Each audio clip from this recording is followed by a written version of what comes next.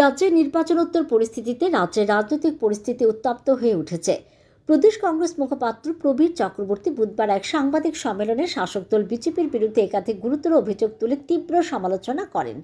প্রদেশ কংগ্রেস ভবনে সাংবাদিক সম্মেলনে প্রদেশ কংগ্রেস মুখপাত্র প্রবীর চক্রবর্তী বলেন, রাজ্যে সুশাসনের নামে আইনশৃঙ্খলার অবনতি ঘটছে এবং পুলিশের ওপর রাজনৈতিক চাপ বাড়ছে। অভিযোগ করা হয়, গত 18 এপ্রিল রাতে বক্সনগর বিধানসভা এলাকার কলমচোরা থানায় এক অভিযুক্ত ব্যক্তি থানার ওসির সঙ্গে দেখা করতে গেলে তার নাকচ করা হয়। এরপরে সংশ্লিষ্ট বিজেপি বিধায়ক ফোনে ওসিকে অশ্রাব্য ভাষায় গালিগালাজ ও হুমকি দেন বলে দাবি কংগ্রেসের।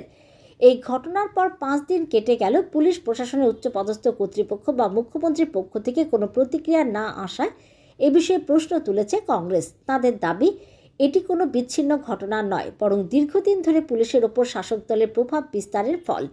কংগ্রেস আরও অভিযোগ করে, অতীতে কর্তব্যপরায়ণ পুলিশ আধিকারিকদের বিরুদ্ধে প্রশাসনিক ব্যবস্থা নেওয়া হয়েছে এবং বর্তমানে অভিযুক্ত বিধায়ককে রক্ষার চেষ্টা চলছে। একই সঙ্গে রাজ্যে অবৈধ নির্মাণ, নেশা কারবার ও বিভিন্ন অপরাধমূলক কর্মকাণ্ড নিয়েও শাসক দলের ভূমিকা প্রশ্নের মুখে পড়েছে বলে দাবি করা হয়।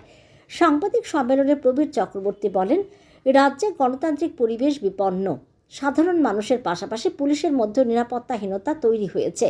তিনি রাজ্যে আইনশৃঙ্খলা পরিস্থিতি পুনরুদ্ধার এবং দোষীদের বিরুদ্ধে কঠোর ব্যবস্থা নেওয়ার দাবি জানান।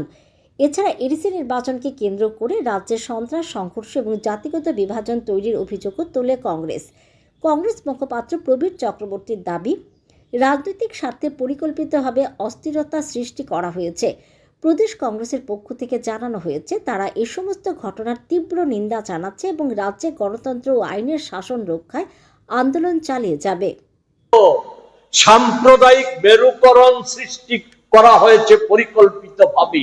এই মেরুকরণ সৃষ্টি করে এই ভিলেজ কাউন্সিলের মধ্য দিয়ে ওটার আরো সম্প্রসারিত করে মূল লক্ষ্য 28 নির্বাচনে 28টা সংরক্ষিত আসন শাসক জোটের যাতে একচেটিয়া অধিকার কায়েম করা যায়, সেই লক্ষ্যে এটা করেছে। এই এডিসি নির্বাচনে সবটাই করা হয়েছে।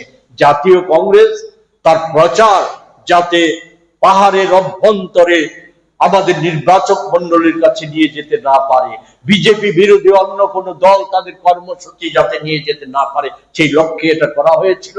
আর এটাকে এখন বাড়াচ্ছে এই যে আক্রমণগুলি যেটা তাদের শাসক জোটের মধ্যে হচ্ছে, এই আক্রমণগুলিও করতে দেওয়া হচ্ছে।